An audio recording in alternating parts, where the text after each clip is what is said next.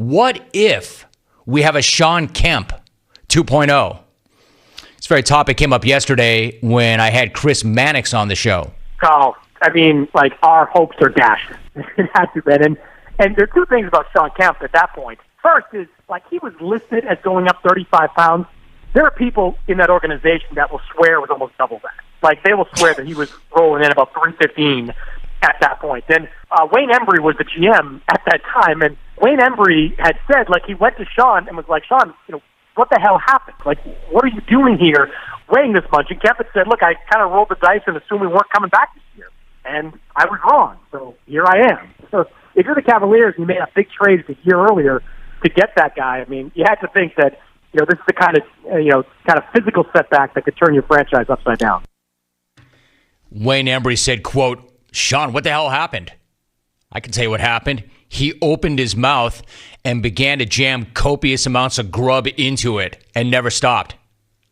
I mean, there's definitely a question about what kind of shape guys will be in when they return and the risk, in particular, of soft tissue injuries when you go 4.5 months between regular season games. That said, that risk we know about, there's no way that we can have a Shawn Kemp 2.0, right? There's no way a guy comes back the way Kemp came back from that lockout, right? I mean, that's impossible because the Rain Man did the impossible. And it's something I think does not get nearly the respect that it deserves. If you're too young to remember Shawn Kemp in his prime, this is what it was like. This is the kind of brutality that he would unleash on opposing players. Just ask poor Alton Lister. Rebound, Kemp with one hand. Turns and wheels it to Gary. Here the Sonics get a chance to take the lead again. Pierce left side. Works on Hardaway to the baseline. Slapped away from behind. Ricky goes back to get it. Fires across court. Kemp's got it right up into the alley. Tomahawk jam! Yeah, baby! Into Lister's face. And the Sonics take the lead. Yeah, baby, into Lister's face. And understand, it looks way worse than it sounds. This guy was a beast. He was unbelievable. Dunk on Lister's head, knock him to the ground, and then point at him with both fingers. And it wasn't just Alton Lister. He also did Dennis Rodman like that. Seattle has led by as many as 23, so the Bulls in the midst of their second run. And lands on Rodman and is enjoying it. You can be certain of that. Dennis Rodman gives him a pat on the back. Even Dennis, the competitor he is, had to admire the terrific move here by Kemp. The hard spin and then over the head as Dennis Rodman is helpless as the quickness, power, and strength of Kemp too much. Again, the audio does not do justice to what this guy did. He spins baseline with this unbelievable move and then throws down a reverse dunk.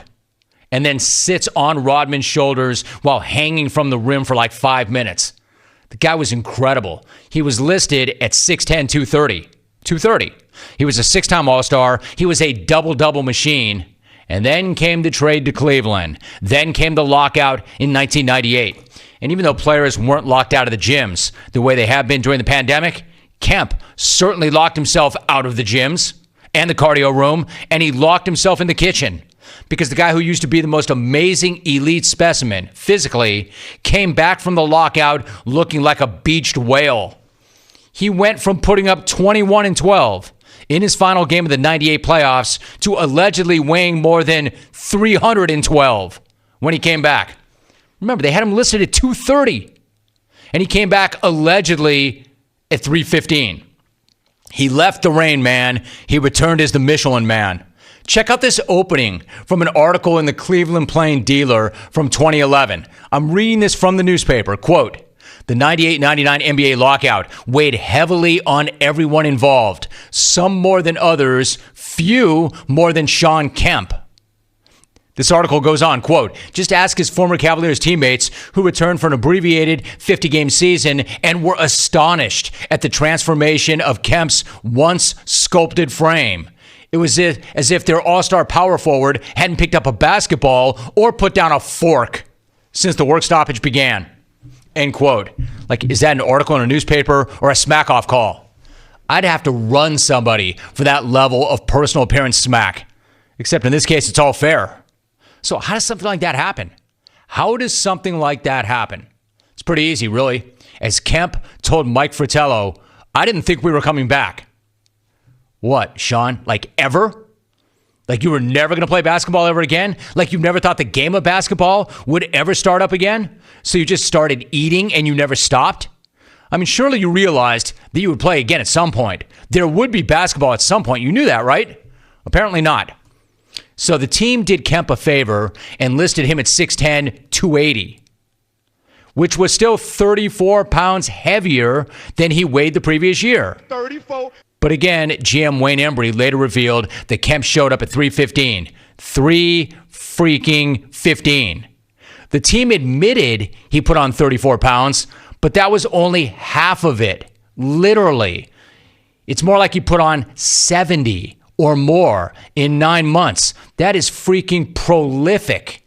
That is so impressive. He went from a power forward to a left tackle.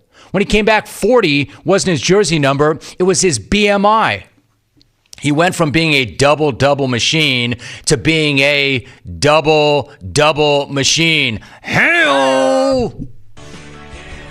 So I'm going to be really interested to see what kind of shape that NBA players are in next month, because there is no way somebody goes Shawn Kemp. No way. It's impossible. Shawn Kemp coming back from that lockout at 315 is like Cy Young going 5'11". 511 wins. It's a record that will never be broken. And yes, I am well aware that Bryant Reeves put on 40 pounds during that same lockout. But think about that for a minute. Reeves put on 40 in that lockout, and Kemp nearly doubled him up. Nearly lapped him. Nearly lap-banded him. And besides, that dude's nickname was Big Country. If anybody should have been packing him on, it was Big Country, Bryant Reeves. Except Kemp, he went secretariat on him at the buffet. If a pro athlete puts on 70 pounds in 9 months, you have no choice but to tip your hat and to respect it. The Rain Man became the Grain Man, the Quiche Lorraine Man, the Did Not Train Man, the Gonna Need a Crane Man. I'll tell you what he wasn't. He definitely was not the Romaine Man. Again, do you have any idea how hard you have to work to put on 70 pounds in 9 months? Let me help you with the math. That's 8 pounds a month. That's 2 pounds every single week. No weeks off. No weeks off. Every meal is a cheat meal. No days. If you have a week where you only put on 1 pound, you have to triple it the next week. That's a lot of pressure. 70 pounds in 9 months means absolutely no vegetables, no salads within 50 feet for 9 months.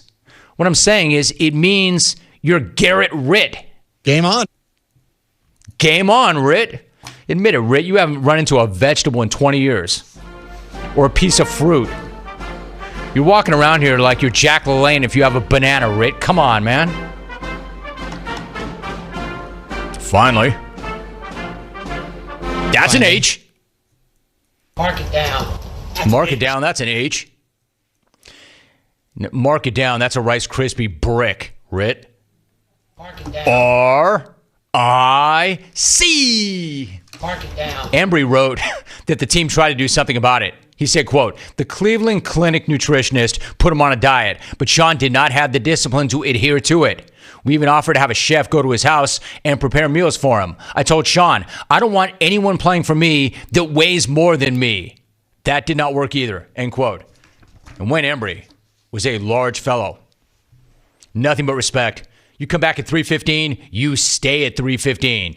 You worked hard to get that physique. Do not let them give you a dietitian or a chef to undo all the work you've done. You keep pounding the rock and you keep pounding food, and not in that order. And the most amazing thing is, not that he gained 70 pounds in 9 months, but that he gained 70 pounds and still averaged more than 20 a game that year. 20 points.